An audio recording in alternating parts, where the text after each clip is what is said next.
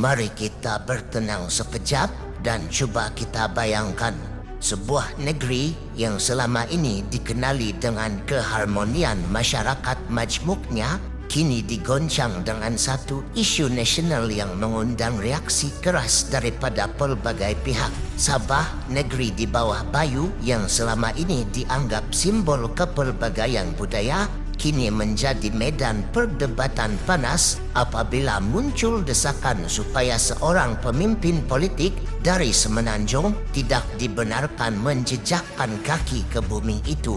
Apakah isu sebenar yang telah mencetuskan kontroversi ini? Sebelum kita pergi lebih jauh, suka kami nyatakan bahawa laporan ini diambil daripada artikel asal oleh FMT bertarikh 17 Ogos 2025 dan rujukan ini penting untuk memastikan kita mendapat gambaran penuh tentang perkembangan isu yang sedang hangat ini. Isu bermula apabila Presiden Parti Liberal Demokratik LDP Chin Soo Pin membuat gesaan terbuka agar Kerajaan Sabah di bawah pimpinan Ketua Menteri Datuk Seri Haji Jinor mengambil tindakan drastik melarang Ketua Pemuda UMNO Dr. Akmal Saleh daripada memasuki negeri itu. Mengapa?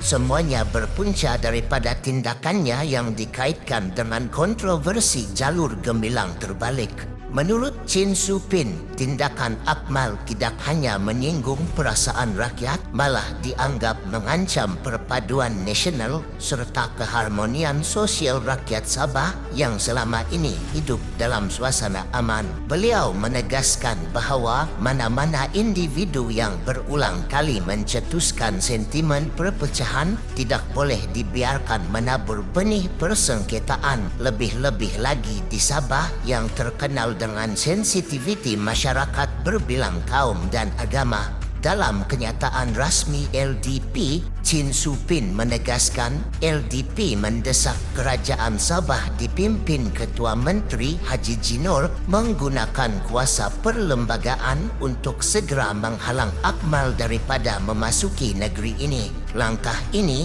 bukan sahaja respons tegas terhadap kelakuannya, malah amaran kepada mana-mana pihak lain yang berhasrat menirunya.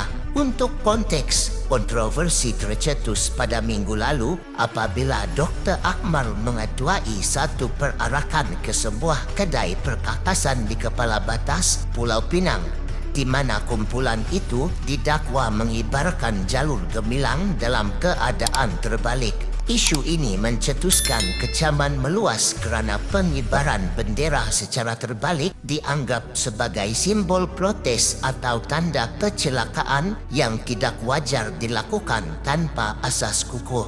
Keadaan semakin panas apabila muncul pula satu video tular di Facebook atas nama Akmal Saleh di mana beliau didakwa mengeluarkan kenyataan yang boleh dikategorikan sebagai hate content. Ketua Polis Pulau Pinang Datuk Azizi Ismail mengesahkan bahawa pihaknya telah membuka siasatan berhubung video tersebut. Sehari selepas itu, Akmal dipanggil memberi keterangan di IPD Dang Wangi. Dari sudut undang-undang, siasatan ke atas Akmal dilakukan di bawah beberapa peruntukan serius termasuk Seksyen 4-1 Akta Hasutan 1948, Seksyen 506 Anun Keseksaan berkaitan pugutan jenayah serta Seksyen 233 Akta Komunikasi dan Multimedia 1998 yang merujuk kepada penyalahgunaan kemudahan komunikasi untuk menyebarkan kandungan bersifat jelik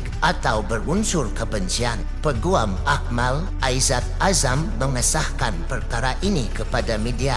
Perlu kita ingat, ini bukan kali pertama Dr. Akmal mencetuskan kontroversi. Beliau sebelum ini pernah mengundang reaksi keras dalam isu berkaitan kempen boikot produk tertentu yang dilihat menyemarakkan sentimen perkauman dan agama. Malah rekod lalu menunjukkan gaya politiknya sering digambarkan sebagai lantang, agresif dan penuh dengan retorik yang berpotensi menimbulkan perpecahan. Sumber ini diambil daripada The Star laporan Oktober 2023. Persoalan besar yang kini timbul ialah apakah langkah LDP ini hanya sekadar untuk mempertahankan keharmonian Sabah atau adakah ia membawa mesej politik yang lebih mendalam? Kita sedia maklum, Sabah selama ini sangat tegas dalam menjaga sensitiviti masyarakatnya. Isu sekecil penggunaan simbol bahasa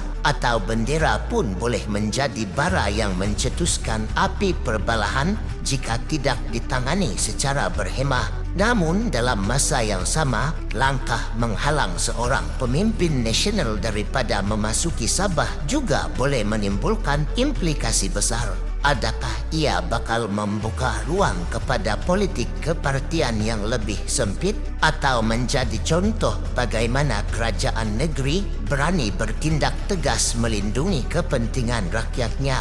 Disinilah muncul perdebatan yang penuh kontroversi. Jika benar tindakan Dr. Akmal mengancam keharmonian, maka desakan LDP itu dilihat wajar. Tetapi adakah ini juga satu bentuk double standard apabila kita melihat ada tokoh politik lain yang juga pernah mengeluarkan kenyataan kontroversi namun tidak dikenakan sekatan sebegini?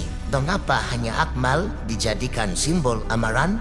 Lebih menarik jika kerajaan Sabah benar-benar melarang kemasukan Akmal, ia bererti seorang pemimpin nasional UMNO diletakkan dalam kategori yang sama seperti individu tertentu yang pernah dihalang sebelum ini atas alasan keselamatan. Bagaimana pula kesannya terhadap hubungan politik Sabah Semenanjung, khususnya antara UMNO dan parti-parti gabungan di bawah kerajaan perpaduan?